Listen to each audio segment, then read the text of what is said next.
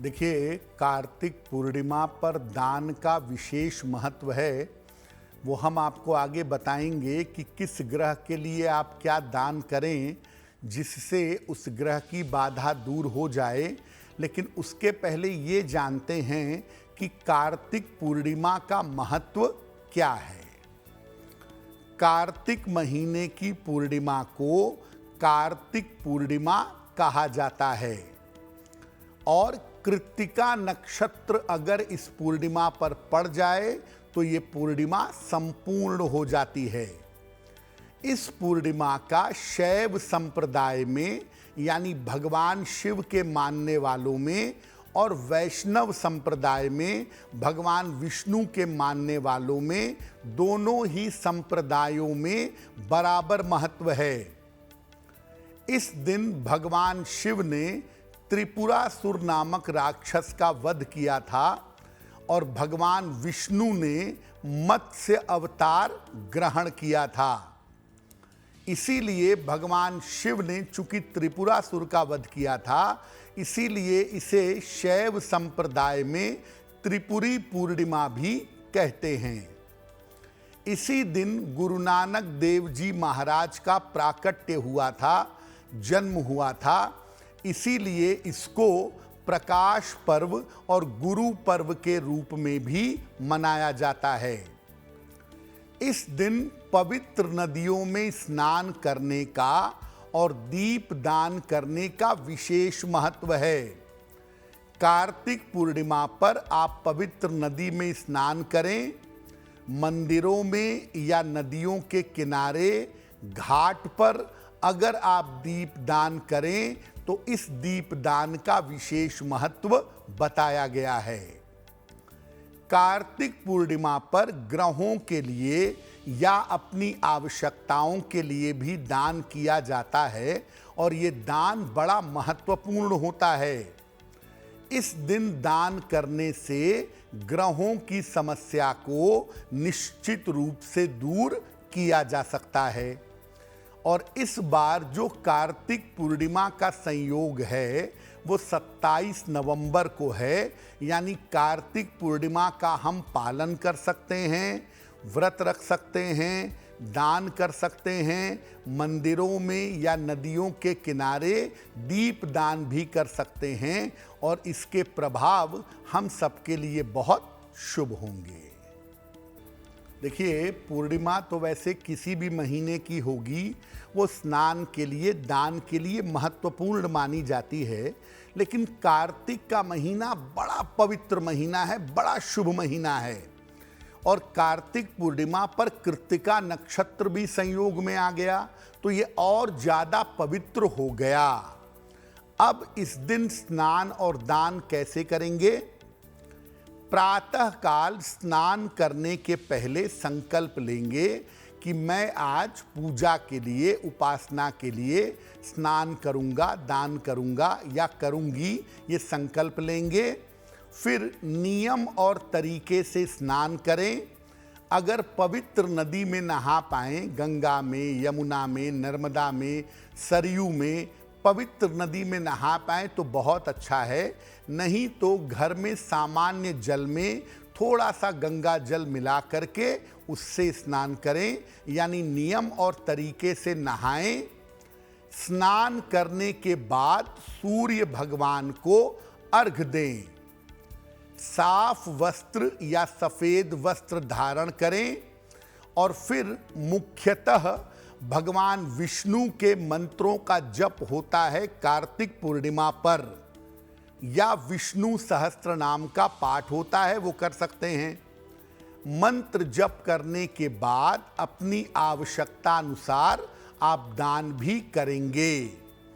चाहें, बहुत सारे लोग ऐसा करते हैं, आप भी अगर चाहें तो जल और फल ग्रहण करके कार्तिक पूर्णिमा पर उपवास रख सकते हैं।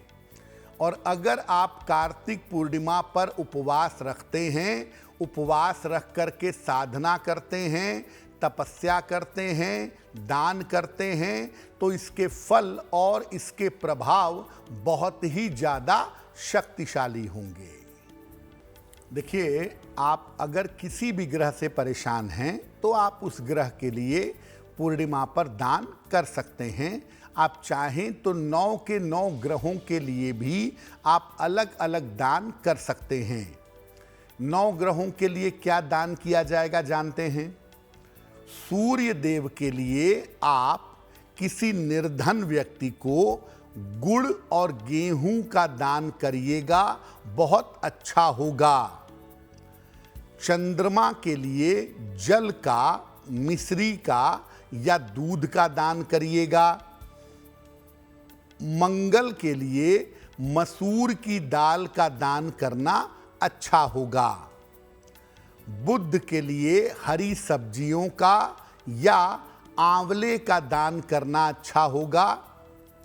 बृहस्पति के लिए केला, मक्का और चने की दाल का दान करना बेहतर होगा। शुक्र के लिए घी, मक्खन और सफेद तिल का दान करना बेहतर होगा।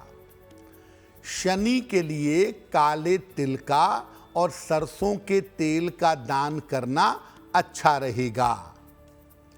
राहु और केतु के लिए 7 तरह के अनाज का दान कर सकते हैं मिला करके। काले कंबल का दान कर सकते हैं। जूते, चप्पल, छाते, इसका भी दान किसी निर्धन व्यक्ति को आप कर सकते हैं। तो अगर आप चाहें तो आप हर ग्रह के लिए दान कर लें। 9 तरह के दान आप कार्तिक पूर्णिमा पर कर लें। या मान लिया कि आपकी बृहस्पति की खराब दशा चल रही है तो आप पीली चीज़ों का दान कर लीजिएगा। शनि की खराब दशा चल रही है, काली चीज़ों का दान कर लीजिएगा। यानी जिस ग्रह की वजह से जीवन में परेशानी है उस ग्रह से संबंधित वस्तुओं का अगर आप दान कर दें तो दान के परिणाम और दान के प्रभाव बेहद शुभ होंगे। देखिए, कार्तिक पूर्णिमा के दिन नियम ये कहता है कि पवित्र नदी के जल से स्नान करके दीपदान करना चाहिए। और ये दीपदान नदी के किनारे किया जाए या किसी मंदिर में किया जाए तो ज़्यादा शुभ होगा। सामान्यतः इसका दीपावली से कोई संबंध नहीं है, लेकिन लोकाचार की परंपरा होने की वजह से बनारस में, वाराणसी में इस दिन गंगा के किनारे बहुत बड़े स्तर पर, बहुत वृहद स्तर पर दीपदान किया जाता है। बनारस के घाटों पर इस दिन दीपक जलाए जाते हैं और बिल्कुल दीपावली जैसा अवसर प्रकट हो जाता है। इसीलिए बहुत सारे लोग कहते हैं कि इस दिन देवताओं की दीपावली है। इसको वाराणसी में देव दीपावली कहते हैं, लेकिन शास्त्र में इसका कोई विशिष्ट उल्लेख नहीं है।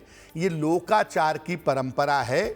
और देखिए, कार्तिक में तो रोज दीपक जलाना अच्छा होता ही है।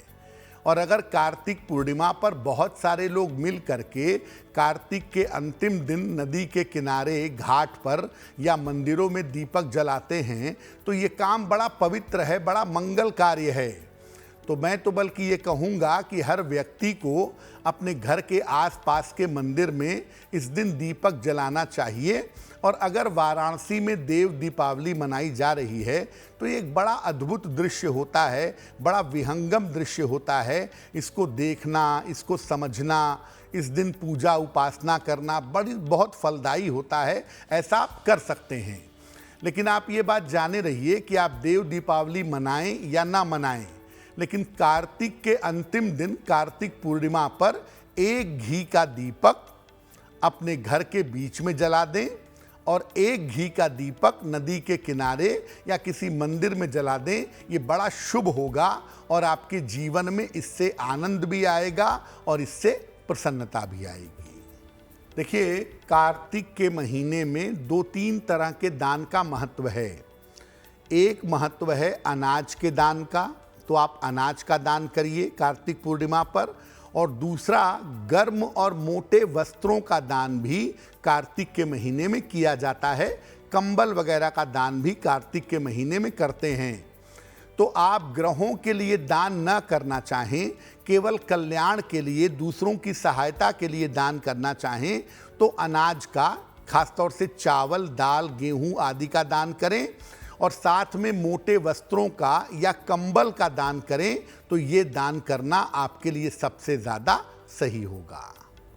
एस्ट्रो तक ऐप पर आपको मिलेगा भविष्य से जुड़े हर सवाल का जवाब। डाउनलोड कीजिए एस्ट्रो तक ऐप और चुटकी में जुड़िए इंडिया के बेस्ट एस्ट्रोलॉजर से।